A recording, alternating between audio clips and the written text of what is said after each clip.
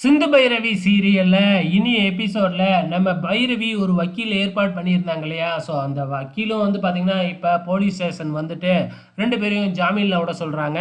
ஆனா விட முடியாது. நீங்க எங்க வேணும்னாலும் போய் கம்ப்ளைண்ட் பண்ணிக்கங்க அப்படின்னு இன்ஸ்பெக்டர் சொல்றாப்ல. அதே டைம்ல எதுக்காக 2 பேரையும் அடிச்சீங்க அப்படின்னு சொல்லி கேட்குறப்ப, நாங்கலாம் ஒண்ணும் அடிக்கவே இல்ல. பாத்ரூம்ல வழுக்கி விழுந்துட்டாங்க அப்படின்னு வழக்கம் போல பொய் சொல்லிக்கிட்டு இருக்கிறாங்க.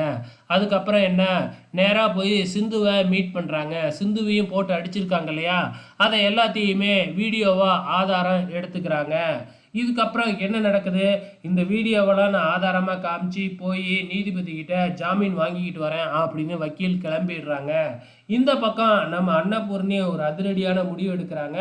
உடனே ஆறுமுகத்துக்கு ஃபோன் போட்டு நம்ம ஊர்க்காரங்க எல்லாத்தையும் இங்க போலீஸ் ஸ்டேஷனுக்கு வர சொல்லு. நாமளா இவங்களான்னு பார்த்துருவோம் அப்படின்னு சொல்றாங்க. இப்படி சொன்ன உடனே இன்ஸ்பெக்டர் பயப்பட ஆரம்பிச்சிடுறாப்புல. ஊர் மக்கள் எல்லாம் வந்தா பிரச்சனை பெருசாயிடும் இல்லையா? ஸோ இப்போ இன்ஸ்பெக்டருக்கும் பிரச்சனை ஆயிடும் அப்படிங்கிறதுனால அது வரைக்கும் தெனாவட்டா தெரிஞ்சுக்கிட்டு இருந்த இன்ஸ்பெக்டர் அன்னபூர்ணி கிட்ட போய் கெஞ்ச ஆரம்பிக்கிறாப்புல. இப்போ என்னதாம்மா உங்களுக்கு வேணும் அப்படின்னு கேட்ட உடனே, ஒழுங்கா 2 பேத்தையும் ஜாமீன்ல வெளியே விடு அப்படின்னு சொன்ன உடனே, நான் மட்டும் முடிவு எடுக்க முடியாது, நான் போய் எஸ்பி கிட்ட பேசிட்டு வரேன் அப்படின்னு சொல்லி போய் எஸ்பி கிட்ட பேசினா, சிந்துவை மட்டும் ரிலீஸ் பண்ணிடுங்க அப்படின்னு சொல்லிடுறாப்புல.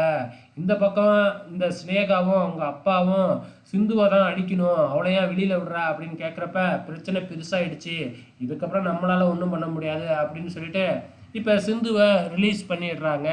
ஸோ சிந்துவை ரிலீஸ் பண்ணாலும் இந்த மகா இருந்துக்கிட்டு சிந்துவை வீட்டுக்குள்ளே விட முடியாது அப்படின்னு சொல்லி பிரச்சனை பண்ணிக்கிட்டு இருக்கு. வெயிட் பண்ணி பார்க்கலாம் நாளைக்கு என்ன நடக்க போகுதுன்னு.